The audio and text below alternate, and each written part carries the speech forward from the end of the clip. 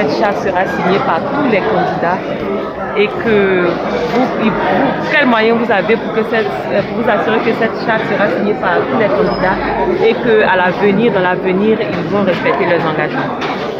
D'abord, il n'y a pas de contrainte. Il n'y a pas de contrainte. Il faut savoir que tout le monde, que tu sois un parti de gauche ou de droite, tout le monde veut la paix. Et ce qu'il faut retenir, c'est que nous avons traversé une période très difficile. Ceux qui ont vécu 2010 ne veulent plus que 2015 se répète. Donc, que vous soyez candidat du Nord, du Sud, de l'Est, ce qui vous préoccupe, c'est la paix.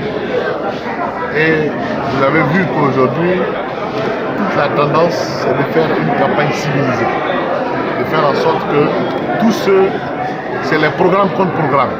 Voilà, c'est ce qui nous intéresse, nous, en tant que société civile, le programme contre programme. Mais vous avez constaté qu'un seul candidat a signé cette charte aujourd'hui en la personne de Mme Henriette Lagou. Oui. Comment vous vous assurez que les autres aussi vont signer cette charte-là? Oui, parce que ce sont des gens, certains sont en vacances, on suppose qu'ils sont en vacances, ils sont quand même de les vacances, mais tout le monde a été évité. Mais ce qu'il faut savoir que, comme on l'a dit dans la charte, dès qu'un seul candidat a signé, tous les autres vont signer. On ira les voir. Le président de la République, Alassane Ouattara, va nous recevoir pour signer la charte.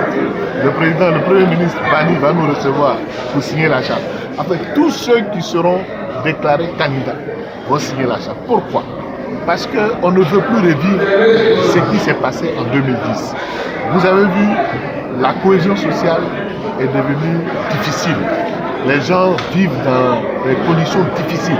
Nous ne pouvons plus accepter qu'un sang béni-marin soit versé. C'est pour ça que nous disons, allons tous aux élections. Mais nous faisons ce qu'on a dit, programme contre programme. C'est ce qui nous intéresse aujourd'hui. Nous disons, tous ceux qui sont candidats, nous allons même déposer cette charte au Conseil constitutionnel. C'est là-bas qu'il y aura la validation des candidatures.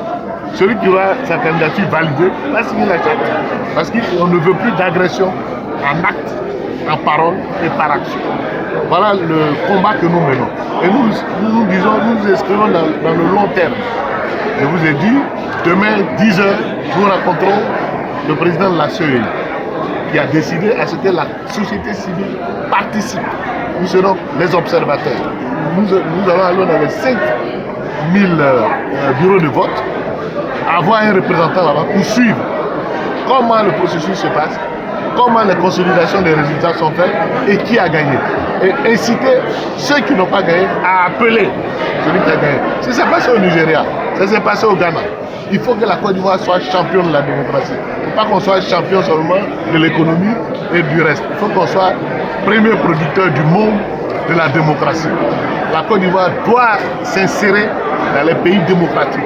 On est fatigué de voir que tous les jours, c'est les palabres, non, on ne veut plus. On est résolument tourné maintenant vers le développement. On veut avoir 10 ponts. Il faut des ponts partout. On veut avoir des routes partout. On veut que la Côte d'Ivoire, on veut que les jeunes travaillent. Aujourd'hui, les jeunes ne travaillent pas. Il y a près de 4 millions de jeunes qui chôment. Nos femmes, nos enfants n'ont plus rien à... Il faut encourager à ce qu'il y ait l'investissement. Pour le faire, ça peut se faire que dans la paix. Et nous les supplions pour que vraiment cette élection se passe dans la non-violence et que les Ivoiriens soient heureux après l'élection présidentielle. Mais est-ce qu'il s'agit là de la toute première charte de la société civile?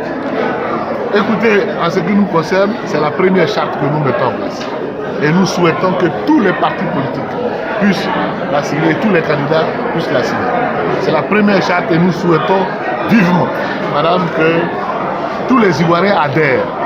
Vous avez vu les représentants de la communauté internationale ont signé la charte. C'est pour vous dire que l'engagement est total. Et la communauté nationale et la communauté internationale qui vont nous aider comment on appelle, dans la paix. Nous souhaitons qu'il y ait la paix. Donc si on vous suit bien, vous allez plutôt faire dans la sensibilisation après cette... Oui, juste après ça, il y aura des campagnes d'affichage. Il y aura des campagnes dans toutes les villes, sous-préfecture, préfet. Nous disons, j'ai été même surpris d'avoir que les gens nous ont appelés des États-Unis à l'ambassade pour dire qu'ils se mettent tous en blanc. pour marquer au niveau des États-Unis qu'ils sont résolument tournés vers la non-violence en Côte d'Ivoire. Et Monsieur le Président, c'est à quand la prochaine rencontre pour faire le point?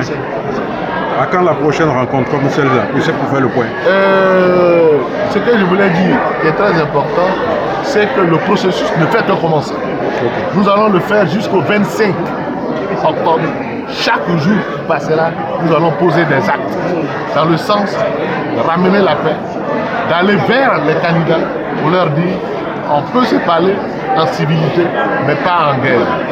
Voilà. Est-ce que vous avez des craintes particulières à l'approche de ces élections? Mais bien sûr, il y a l'angoisse. Si vous voyez que nous lançons l'appel, c'est parce qu'il y a l'angoisse.